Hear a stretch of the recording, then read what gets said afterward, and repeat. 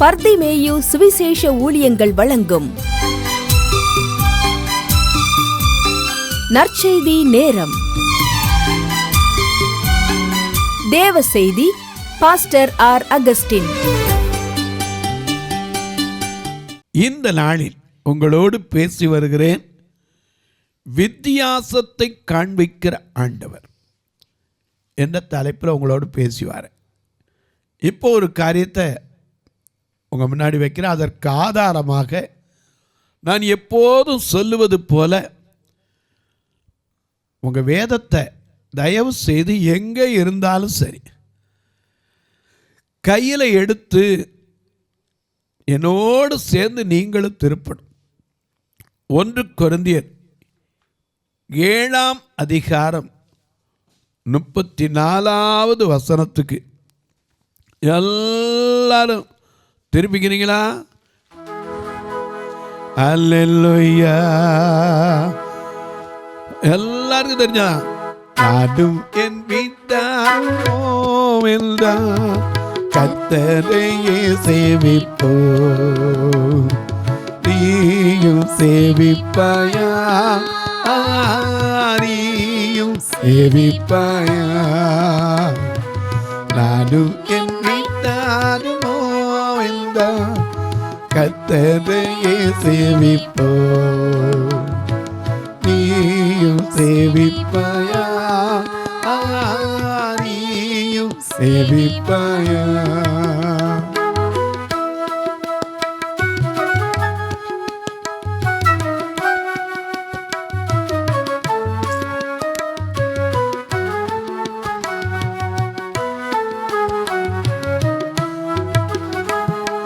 கர்த்தரையே சேவிப்பது ஆகாது என்று கண்டார்.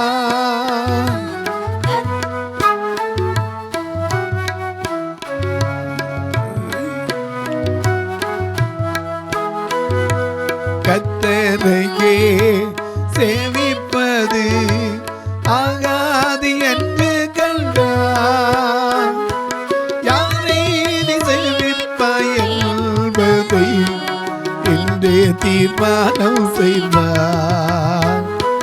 யாரை நீ சேவிப்பாய் என்பதை இன்றே தீர்மானம் செய்வார். நாடும் என் வீட்டாருமோ என்ற கர்த்தரையே சேவிப்போம். நீயும் சேவிப்பாயா? நீயும் சேவிப்பாயா?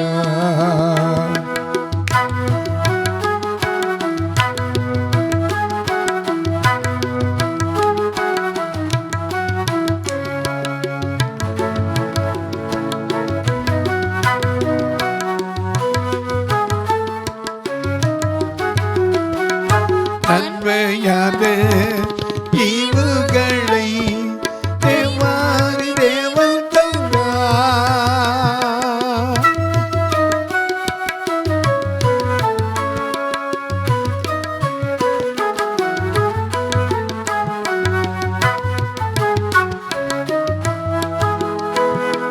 நன்மையான ஈவுகளை தேவாதி தேவன் தந்தார். யாரை நீ சேவிப்பாய் என்பதை இன்றே தீர்மானம் செய்வார். யாரை நீ சேவிப்பாய் என்பதை இன்றே தீர்மானம் செய்வார். நானும் என் வீட்டாருமோ என்ற கர்த்தரையே சேவிப்போம். நீயும் சேவிப்பாயா? நீயும் சேவிப்பாயா?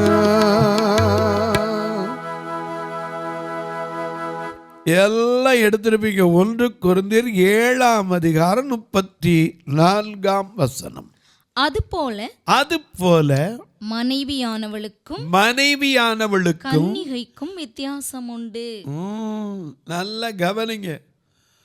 2 பெண் தான், ஆனா வித்தியாசம் இருக்கு. கன்னி என்றால் அதுக்கு ஒரு தனித்தன்மையே இருக்கிறது. நன்ஸ். எனக்கு அன்பானவர்களே, வெர்ஜின் அது நல்ல வார்த்தை. ஏன்னா வெர்ஜீனியா குடியரசுனே ஒரு நாடு இருக்குது. வெர்ஜின் மேரி. எனக்கு அன்பான வெர்ஜின் மேரி, ஆமாம் கன்னிமேரிக்கு சொல்கிறோம், போகட்டும். மனைவிக்கும் கன்னிக்கு என்ன உண்டு? வித்தியாசம் உண்டு. ஏன்? கன்னிக்கு என்ன கவலை தெரியுமா? ஆண்டவரை பற்றின கவலை, ராஜ்யத்தை குறித்த கவலை. ஆனால் மனைவிக்கு என்ன கவலை? ஹஸ்பண்ட் எப்படி, புருஷனுக்கு என்ன குழம்பு வைக்கணும்னு கவலை. புருஷனுக்கு பிடிச்ச குழம்பு என்ன சொல்கிறோம்ல, இந்த குழம்புனா அவர் நல்லா சாப்பிடுவாருங்கோ. எங்கள் ஊரில் வந்து கேளுங்க, உங்கள் வீட்டுக்காரர் என்ன சாப்பிடுவார்? எதை போட்டாலும் மேயும் அப்படிங்கிறாங்க. புருஷனுக்கு ரொம்ப மரியாதை. எங்கே போயிருக்காரு? போயிருக்கு. எனக்கு அன்பானவர்களே, மனைவிங்கிறவ தேவன் தருகிற ஒரு பெரிய ஆசீர்வாதம். ஏன்னா வேதம் சொல்லுது, நீதிமொழிகள் 14:1 புத்தியுள்ள ஸ்திரீ என்று அவளுக்கு சொல்லப்பட்டிருக்கிறது. ஒரு குடும்பத்தை கட்டுறதுக்கு மனைவிங்கிறவ யாரு? புத்தியுள்ள ஸ்திரியா இருக்கணும். அதை லேமுவேலுக்கு தன் தாய் சொல்லும்போது, குணசாலியான ஸ்திரியை கண்டுபிடிப்பவன் யார்? அவள் விலை முத்துக்களை பார்க்கிலும் உயர்ந்தது. அவள் சோம்பலி நத்வத்தை புசியாமல் அதிகாலமே இருட்டோடு எழுந்து தன் வீட்டார் அனைவருக்கும் ரெட்டைப்புரை உடுப்பிருக்கிறதால் தன் வீட்டாரின் நிமித்தம் குளிருக்கு பயப்படாள். அது மட்டுமல்ல, தன் வீட்டார் அனைவருக்கு ஆகாரம் கொடுக்கிறாள். இருட்டோடு எழுந்து தன் வீட்டாருக்கு ஆகாரம் கொடுத்து. எத்தனை வீட்டில் ஆகாரம் கொடுக்குறோம், எத்தனை வீட்டில் மூடி வச்சுட்டு போயிடணும். அன்னைக்கு ஒரு வீட்டில் போன தப்பா பாத்திரத்தில் மூடி இருந்துச்சு. இது என்னதுங்க? என்ன இந்த அவருக்கு போட்டு வச்சுருக்கேன். ஹலோ, மனைவிக்கு கவலை என்னன்னா, இனி அவ்வளோதான், கழுத்தில் என்ன ஆயிடுச்சு? விழுந்துருச்சு. இனிமேல் எங்கே தள்ள முடியும்? அதனால தானே நம்மளும் சொல்லிடுறோம், வாழ்விலும் தாழ்விலும் சுகத்திலும் துக்கத்திலும் எல்லாத்தையும் உங்கள்கிட்ட கொடுத்துட்றேன். மோதிரம் கலட்டி கையில் கொடுத்துட்றோம். அன்னைக்கு அகாசுவேல் ராஜா எப்படி கழட்டி கொடுத்தானோ, அன்னைக்கு செருபாவேலுக்கு முத்திரை மோதிரமாக எப்படி வச்சாலும், அன்னைக்கு தானியேலுடைய கல்லில் முத்திரை போடுறதுக்கு தரியும் ராஜா எப்படி கழட்டி கொடுத்தானோ அப்படி கழட்டி கொடுத்தான அதிகாரத்தை. ஆனால் எனக்கு அன்பாருடைய மனைவிங்கிற ஸ்தானம் வேற, கன்னிகைங்கிற ஸ்தானம் வேற. ஏன்னா அன்னக ஊழியம். சிலர் அன்னகர்கள் ஆக்கி கொண்டவர்களும் உண்டு, அன்னகர்கள் ஆக்கப்பட்டவர்களும் உண்டு. எனக்கு அன்பாருடைய சாதாரண காரியம் இல்லை. கர்த்தருக்காக எல்லாத்தையும் விட்டு, சுகபோகங்களை விட்டு வாழ்கிறவங்க அந்த கன்னி. அதனால தான் சிஸ்டர்ஸ் என்று சொல்கிறோம். இன்னைக்கு எத்தனை சிஸ்டர்ஸ் பாருங்க. வெள்ளப்படவை கட்டினா என்ன அர்த்தம் தமிழ்நாட்டில்? விதவை. ஆனால் அவங்க என்னைக்காவது அதை எடுத்து வருத்தப்பட்டிருக்காங்களா? கிடையாது. ஏன்னா இயேசு கிறிஸ்து பிறந்ததே ஒரு கன்னியின் இடத்துல தான். இதோ ஒரு கன்னிகை கர்ப்பவதியாகி ஒரு குமாரனை பெறுவாள், அவருக்கு இம்மானுவேல் என்று பெயரிடுவாயாக. ஏசாயா 7:14 தீர்க்க தரிசனமாய் வாசிக்கிறோம். எனக்கு கண்பாருடைய இது உலக பிரகாரமா கன்னிங்கிறவ தன்னை காத்துக்கொள்ள வேண்டும். ஆனால் மனைவிங்கிறவ புருஷனுக்கும் குடும்பத்துக்கும் பிள்ளை உலகத்தை குறித்து கவலைப்படுற, கன்னி தேவனுடைய ராஜ்யத்தை குறித்து கவலை. அது ஆவிக்குரிய நிலையில் பாருங்க. நீங்களும் நானும் யாரு? 2 கொரிந்தியர் 11 2 வசனத்திலிருந்து வாசிக்கும் போது இங்கே அழகாக எழுதி வைத்திருக்கிறார். 2 கொரிந்தியர் 11 2 வசனம். நான் உங்களை கற்புள்ள கன்னிகையாக கிறிஸ்து என்னும் ஒரே புருஷனுக்கு ஒப்பு கொடுக்க நியமிக்கப்பட்டிருக்கிறவர் என்று பவுல் சொல்லுகிறார். என கண்மனுடைய கன்னிகளை குறித்து மத்தேயு 25 மணவாளனுக்கு எதிர்கொண்டு போன 10 கன்னிகைகளை குறித்தும் வாசிக்கிறோம். 5 பேர் புத்தி உள்ளவங்க, 5 பேர் புத்தி இல்லாதவங்க. இங்கே பார்க்கிறோம், இந்த கன்னிகளா நீங்களும் நானும் இந்த உலகத்தில் மகனா மகளா தகப்பனா தாயா மனைவியா புருஷனா எப்படி வேணாலும் இருங்க. ஏன்னா ஒருத்தன் கேட்டாலும் மத்தேயு 22ஆம் அதிகாரத்தில், ஐயா ஒருத்திக்கு முதல்ல ஒரு புருஷன் இருந்தான், அவன் இறந்து போயிட்டான், அடுத்து இருந்தான், இப்படி 6 பேர் இறந்து போயிட்டான். அவருடைய வருகையில் யாரையா அவனுக்கு மனைவியாக இருப்பான்? இயேசு சொன்னார், வேத வாக்கியத்தை நீங்கள் புரியாததுனால தப்பான எண்ணம் கொண்டிருக்கீங்க. தேவனுடைய ராஜ்யத்தில் அங்கே கொள்வன கொடுப்புன கிடையாது. எல்லாரும் பரலோகத்திலே தேவதூதரை போல் இருப்பான். அங்க உட்கார்ந்து என்ன செய்வான்? துதிப்பு இல்லையா? துதிப்பே துதிப்பே துதித்து கொண்டே இருப்பே, துதிப்பே துதிப்பே துதித்து கொண்டே இருப்பே, எல்லோ ஆனந்தம் இயேசு தருகிறார், எல்லோ ஆனந்தம் என் இயேசு தருகிறார். துதிப்பே துதிப்பே துதித்து கொண்டே இருப்பே.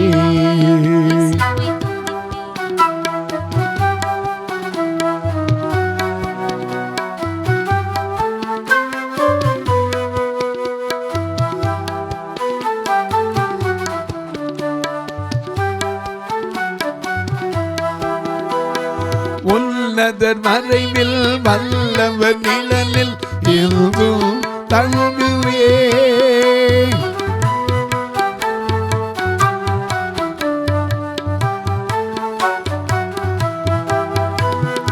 உன்னதர் மறைவில் வல்லவர் நிழலில் இருந்தும் தங்குவே, தேவனை நோக்கி அடைக்கல பாதை என்று சொல்லுவே, தேவனை நோக்கி அடைக்கல பாதை என்று சொல்லுவே.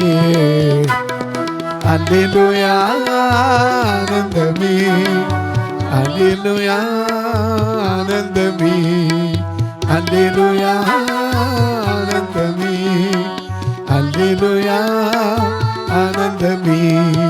துதிப்பே துதிப்பே துதித்து கொண்டே இருப்பே, துதிப்பே துதிப்பே துதித்து கொண்டே இருப்பே. அங்க எல்லாரும் தேவதூதர்களை போல என்ன செய்வான்? அவ்வளவுதான். எனக்கு அன்பானவர்களே, நான் உங்களை கற்புள்ள கன்னிகையாக கிறிஸ்து என்னும் ஒரே புருஷனுக்கு ஒப்பு கொடுக்க நியமிக்கப்பட்டிருக்கிறபடியால் உங்களுக்காக தேவ வைராக்கியம் கொண்டிருக்கிறேன். ஆகிலும் தன்னுடைய தந்திரத்தினாலே ஏவாளை வஞ்சித்தது போல கிறிஸ்துவை பற்றும் உண்மையின் என்று கெடுக்கப்படுமோ என்று பயந்திருக்கிறேன். பவுலுக்கு அடி உதைக்கு பயம் கிடையாது, தொழுமரத்துல மாட்டினா பயம் கிடையாது. அப்ப கூட நள்ளிரவுல என்ன செய்வாரு? பாடிய கேட்டை திறக்க வச்சிருவார், துதிச்சே சவரெல்லாம் அசைய வச்சிருவார். ஆனா அதுக்கு பயம் கிடையாது. அப்போஸ்தலர் 14ஆம் அதிகாரம் 8ஆம் வசனத்துல ஒரு சப்பாடி எந்திரிச்சோன்னு ஜனங்கள்லாம் ஐயோ நீங்க தான் ஐயா தெய்வம்னா, அடுத்த நிமிஷம் நாய் அடிச்ச மாதிரி இழுத்து கொண்டு போட்டான். அதுக்கு அவர் பயம் இல்லை. ஆனா எதுக்கு பயம்? சர்ப்பமானது தன்னுடைய தந்திரத்தினால ஏவாளை என்ன செஞ்சிருச்சு? ஏதேனை விட்டு உடங்கிருச்சு. அதை மாதிரி உங்களையும் கிறிஸ்துவை பற்றி உண்மை நின்று உங்க மனது கெடுக்கப்பட்டுமோன்னு தான் பயம். கெடுக்கப்படுமோ என்று பயந்திருக்கிறேன். அதனாலதான் கன்னிக்கும் மனைவிக்கும் வித்தியாசம் உண்டு. மனைவிங்கிறவ புருஷன் போனா தான் அவருக்கு முன்னாடி நான் போயிடணும். ஆனா இங்க அப்படி இல்லை. கன்னிங்கிறவ ஆண்டவருடைய வருகையில அவரோடு கூட என்ன செய்வேன்? நடப்பேன். இல்லையா? இல்லையா? இயேசுவின் இரத்தத்தாலே மீட்கப்பட்டு வசனமா வெளியாலே காக்கப்பட்டு கரை திரையற்ற பரிசுத்தரோடு, கரை திரை அற்ற பரிசுத்தரோடு ஏழையா பொன்னிதியில் உலவிடுவே, ஏழையா பொன்னிதியில் உலவிடுவே. இன்ப இயேசு ராஜா பார்த்தார் போதும், மகிமையில் அவரோடு நான் வாழ்ந்தால் போதும். இன்ப இயேசு ராஜாவை பார்த்தால் போதும், மகிமையில் அவரோடு வாழ்ந்தால் போதும். அவரோட இருக்கணும், அவரோட நடக்கணும், உம்மோடு இருக்கணுமே, உம்மை போல் மாறணுமே. அது மட்டுமல்ல, உலக ஆசை எல்லாம் எப்படி மாறணும்? குப்பையாய் மாறணும். இதுதான் கன்னி. ஆனால் மனைவிக்கு அப்படி இல்லை. புருஷன் இருந்தால் தான் சந்தோஷம். சில இடம்ல புருஷன் இருக்கிற வரைக்கும் தான் மனைவிக்கு பலன். ஆனால் புருஷன் போயிடுவான். ஆனால் மணவாளனாகிய கிறிஸ்து கடைசி மட்டும் நமக்காக நம்மோடு துணை நிற்பார். அதனால தான் உலகத்தின் முடிவு பரியந்த சகல நாட்களிலும் உங்களோடு கூட இருக்கிறேன். அது மட்டுமல்ல, இன்னும் அநேக வித்தியாசம் இருக்கு. ஆனால் ஒன்னோ ரெண்டோ காமிக்கிறேன். யாத்திராகமம் 8ஆம் அதிகாரம் 23ஆம் வசனத்தை வாசிக்கலாம். யாத்திரையாகமம் 8ஆம் அதிகாரம் 23ஆம் வசனம். என் ஜனங்களுக்கும் உன் ஜனங்களுக்கும் வித்தியாசம் உண்டாகும்படி செய்வேன். ஆண்டவரே சொல்லியிருக்காரு. எங்க சொல்றாரு? எகிப்துல. இந்த அடையாளம் நாளைக்கு உண்டாகும் என்று கர்த்தர் சொல்லுகிறார். அது என்ன அடையாளம்? 22ஆம் வசனத்தை பாருங்க. பூமியின் நடுவில் நானே கர்த்தர் என்பதை நீ அறியும்படிக்கு என் ஜனங்கள் இருக்கிற கோசேன் நாட்டில் அந்நாளிலே வண்டுகள் வராதபடிக்கு மற்ற எல்லா இடத்துலையும் வந்து, தொட்ட இடம் வந்து, நிக்கிற இடம் வந்து, உட்கார்ற இடம் வந்து. ஆனா அங்க மட்டும் என்ன கிடையாது? வண்டு கிடையாது. ஏன்னா உன் பக்கத்தில் 1000 பேர், உன் வலது பக்கத்தில் 10,000 பேர் விழுந்தாலும் அது உன்னை அணுகாது. நீ எங்க இருக்க? ரத்த கோட்டைக்குள்ளே நான் நுழைந்து விட்டு இனி எதுவும் அணுகாது, எந்த தீங்கும் தீண்டாது. ரத்த கோட்டைக்குள்ளே நான் நுழைந்து விட்டு இனி எதுவும் அணுகாது, எந்த தீங்கும் தீண்டாது.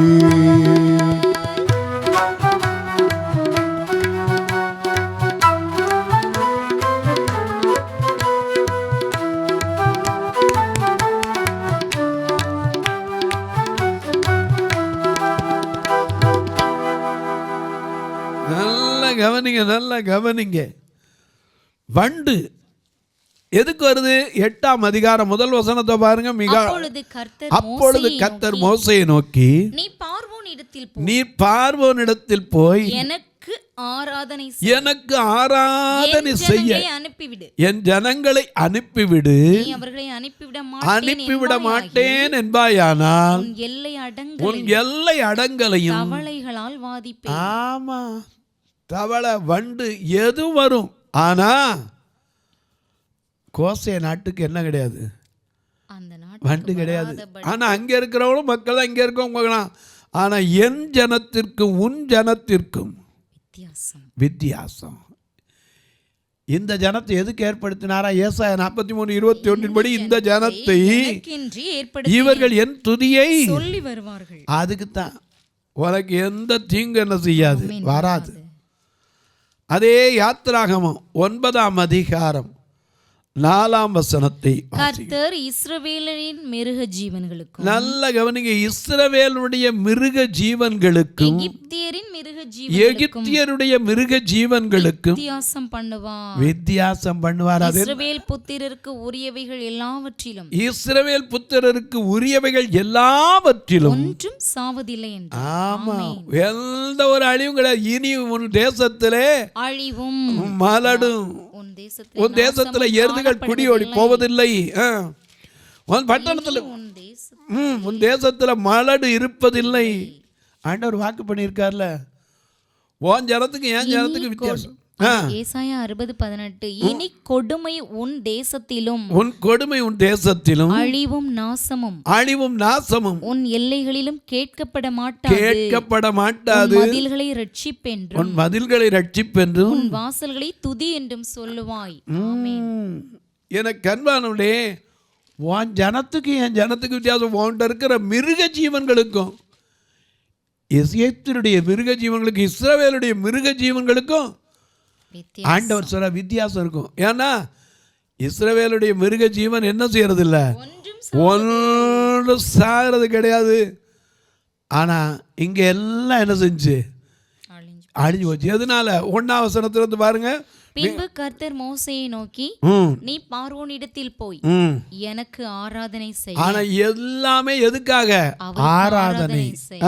ஆராதனை. ஜனங்களை போகவிடு, என் ஜனங்களை போகவிடு, நீ அவர்களை விடமாட்டேன் என்று இன்னும் நிறுத்தி வைத்தாய். இன்னும் நிறுத்தி வைப்பாயானால் கர்த்தருடைய கரம் வெளியில் இருக்கிற உன் மிருக ஜீவன்களாகிய குதிரைகளும் கழுதைகளும் ஒட்டகங்களின் மேலும் ஆடு மாடுகளின் மேலும் மகா கொடிதான கொள்ளை நோய் உண்டாகும். கொள்ளை நோய். ஆனா அதே இடத்துல இருக்கிற இஸ்ரவேலுடைய மிருக ஜீவன்களுக்கு என்ன செய்யறதில்ல, ஒன்றும் கிடையாது. ஒரு நாய் கூட சாவதில்லை. யாத்திராகமம் 11ஆம் அதிகாரம் 6ஆம் 7ஆம் வசனத்தை வாசிக்க கேட்போம். அதனால் எகிப்து தேசம் எங்கும் முன்னும் பின்னும் ஒரு காலம் உண்டாகாத பெரிய கூக்குரல் உண்டாகும். ஆனாலும் கர்த்தர் எகிப்தியருக்கும் இஸ்ரவேலருக்கும் பண்ணுகிற வித்தியாசத்தை நீங்கள் அறியும்படிக்கு இஸ்ரவேல் புத்திரர் அனைவருக்குள்ளும் மனிதர் முதல் மிருக ஜீவன்கள் வரைக்கும் ஒரு நாயாகிலும் தன் நாவை அசைப்பதில்லை. அல்லேலூயா. அங்கே வித்தியாசம். ஏன்னா சம்கார தூதன் வருவான், தலச்சங்கள் எல்லாம் சங்கரிக்கப்படும். ஆனா இஸ்ரவேலுடைய வீட்டில் ஒரு சேதம் வராது. எதுக்கு? நிலைக்கால்களில் நிலை சட்டத்தில் ரத்தம் என்ன செய்யப்பட்டிருக்கு? பூசப்பட்டிருக்கிறது. ஏன்னா அந்த கல்வாரி ரத்தம், எங்கே இயேசுவின் ரத்தம் உண்டோ அங்கே விடுதலை உண்டு. எல்லாத்துக்கும் நம்ம தான் பாடுறோமே, எல்லாத்துக்கும் பாட்டுக்கிறோம். ரத்தம் ஜெயம், ரத்தம் ஜெயம், கல்வாரி இயேசுவின் ரத்தம் ஜெயம், காருண்ய தேவனின் ரத்தம் ஜெயம், கல்வாரி இயேசுவின் ரத்தம் ஜெயம், காருண்ய தேவனின் ரத்தம் ஜெயம்.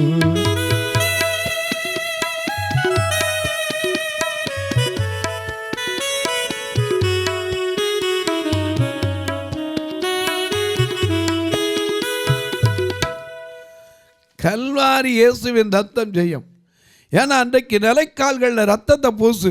யாத்திராமம் 12:19 வாசிங்க பார்க்கலாம். 7 நாள் அளவும் உங்கள் வீடுகளில் புளித்தமா காணப்படலாகாது. சரி, எவனாகிலும் புளிப்பிடப்பட்டதை புசித்தான் அவன் பரதேசியானாலும் சுதேசியானாலும் அந்த ஆத்துமா இஸ்ரவேல் சபையில் இராமல் அறுப்புண்டு போம். புளிப்பிடப்பட்ட 22ஆம் வசனத்துக்கு வாங்க. ஈசோப்பு கொழுந்துகளில் ஒரு கொத்தை எடுத்து திண்ணியில் இருக்கும் இரத்தத்தில் தோய்த்து அதில் இருக்கும் அந்த இரத்தத்தை வாசல் நிலைக்கால்களிலும்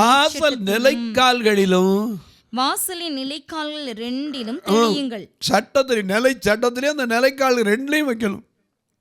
வச்சாச்சுன்னா அந்த ஒரு சேதம் வித்தியாசம். அதுதான் ஆதியாகமம் 1ஆம் அதிகாரம் 14ஆம் வசனத்தை பாருங்க. அங்க ஒரு வித்தியாசத்தை வச்சிருக்கார். பின்பு தேவன் பகலுக்கும் இரவுக்கும் வித்தியாசம் உண்டாகத்தக்கதாக வானம் என்கிற ஆகாய விரிவிலே சுடர்கள் உண்டாக கடவது. அவைகள் அடையாளங்களுக்காகவும் காலங்களையும் நாட்களையும் வருஷங்களையும் குறிக்கிறதற்காகவும் இருக்க கடவது என்றார். இதை வச்சுக்கிட்டு தான் பஞ்சாங்கம் எழுத ஆரம்பிச்சிட்டான். 18ஆம் வசனம். பகலையும் இரவையும் ஆளவும் வெளிச்சத்துக்கும் இருளுக்கும் வித்தியாசம் உண்டாக்கவும். வெளிச்சத்துக்கும் இருளுக்கும் வித்தியாசம், பகலுக்கு இரவுக்கும் வித்தியாசம், நீதிமானுக்கு துன்மார்க்கனுக்கும் வித்தியாசம், அதே போல மனைவிக்கு கன்னிகைக்கும் வித்தியாசம், ஊழியம் செய்கிறவனுக்கும் ஊழியம் செய்யாதவனுக்கும் வித்தியாசம். எனக்கு அன்பானவர்களே, ஆண்டவரை சேவிக்கிறவனுக்கு அந்நிய ராஜ்யத்தை சேவிக்கிறவனுக்கும் வித்தியாசம். தொலைக்காட்சியில் பார்க்கிற என் அன்பு மக்களே, இத்தனை வித்தியாசங்களை காமிச்சிருக்கோம். நீங்கள் ஆண்டவரை இப்படி சேவிக்க போகிறீங்களோ உங்கள் கையில் விட்டுறேன்.